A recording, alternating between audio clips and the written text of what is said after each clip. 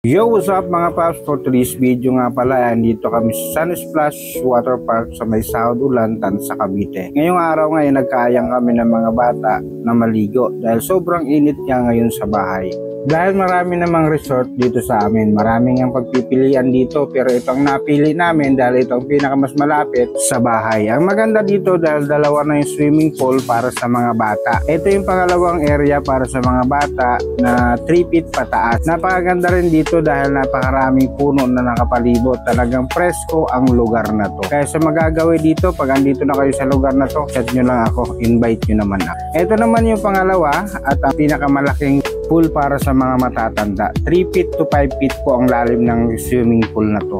Talagang mag-i-enjoy ka at makakasisid ka talaga kung marunong ka lumangoy. Napalublob na ako dito dahil sobrang lamig ng tubig at tingnan mo naman para akong butete pag lumangoy. Lumusong din dito yung mag-ina ko. Tingnan mo naman naka-face sign pa. Akala nila picture, yung pala video. Lumulubog din pala ang asawa ko kahit ganun siya kalaki. O tingnan mo, lumulubog siya ng konti. Marunong din talaga lumangoy itong asawa ko dahil sumisisid to dati sa pantalan ng mga barko. Bigla nga nag-request yung mga bata ng pizza kaya nagpa-grab food na lang kami dito kay Kuya. Sige, Joseph pala yan sa may Tejero Robinson. Diyan po siya nakapwesto. Ang ganda pa ng smile niya dito kasi binigyan ko siya ng tip na 1,000. Kaya na yan? Ha? Tip mo 1,000. Sige, bye paps. Nalubong niya nga agad dito yung request ng pizza dahil ito daw yung regalo niya sa graduation day niya.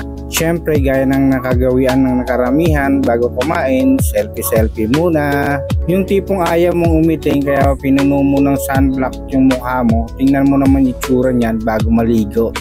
Dahil nakapag sunblock na nga ako, naligo ako ulit. Tingnan mo naman ginawa ko dito, backdive kunwari, pero hindi. Bago nga mag alas 5 ng hapon, umuwi na kami dito. Dala-dala ko na ang gamit, sinakay ko na dito sa aking motorsiklo.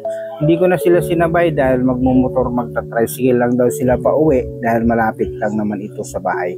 Maraming salamat and thank you for watching. Let's enjoy the summer.